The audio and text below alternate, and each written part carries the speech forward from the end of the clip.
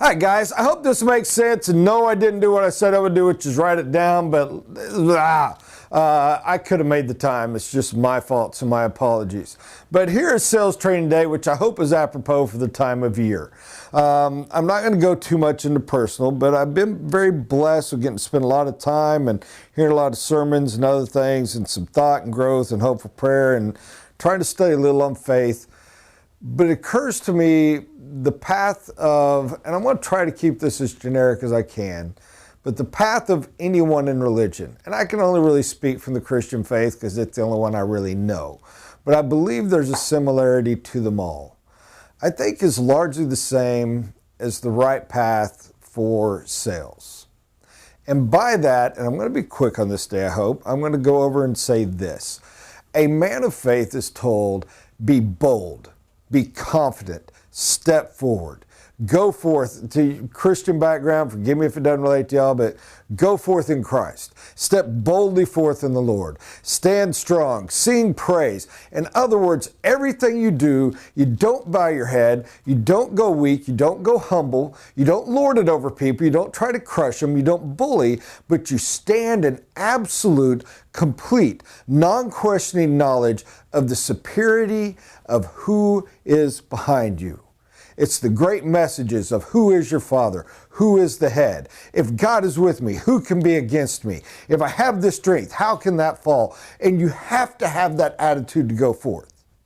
Who wants to follow or listen to a pastor? Who wants to be witnessed to by the person that is not sure? And I'm really kind of doubting. Yeah, how would you like to go to the sermon? How would you like to hear Joel Osteen step up and go, man, you know, guys, it's just, what a great week. I'm not real sure I still believe everything. And I read an article in the Science magazine that's got me really doubting, but I sure hope y'all want to listen and give my... No, you don't at all. Why would you? And who wants to follow and who wants to convert? Man be paying me soft and go. Same thing. Enough of that. Sales. You got to own. You've got to, as we have said before, know that you know that you know. When you step up in sales, you have to be bold. You have to be confident. You have to be strong. By the way, not a bully, not lording it over people, not trying to beat it in. It's just absolute no. It's the old thing a teacher used to give me in youth. When you step onto the field, it shouldn't even be a big deal because you know you already won. How can you be afraid when you step on the field when you know you've won? How can you have doubt when you step on the field and you know you've won? The end has already been told. You have won. When you step into sales, you have to have that level of confidence. It can't be in the details you say. It can't be the words. All that stuff, I guess, matters. But I challenge you, true, this matters so much more. When they see you and all the things that can't be read directly, all the things that come from your eyes, from your smile, from your body language, just the aura you stinking put off. Do you know you've already won? Because if you do, if you step with that level of belief, that level of faith into any presentation, the odds of it happening are so high. I won't say 100%, but they're high. When you walk in and you know it's cold, you've got it, it's just done. You can stop there if you want, but here's just a little backup. When are you absolutely the worst salesperson? It's when you've had one or two straight clients go bad.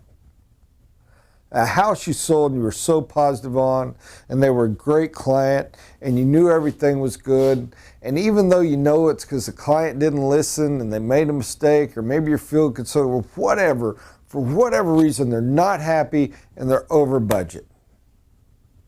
You know why that's the worst? Because when you walk in, you don't know. You don't believe. You're the pastor that just got his faith rocked. And you got to psych yourself up, and you got to build it up, and you got to believe it's the worst. When's the best time to sell? Everyone knows it. We've said it for years, and you knew it before you even heard me say it. Right after you make a sale.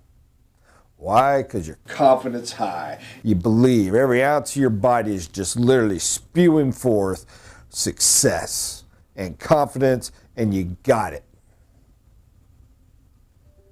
You have to be that. And if you have to get yourself a chamber that you sit in that plays pump up music and feeds you full of good positive knowledge, do it. But it's all the same stuff, and it's all the same path, and it's a matter of faith.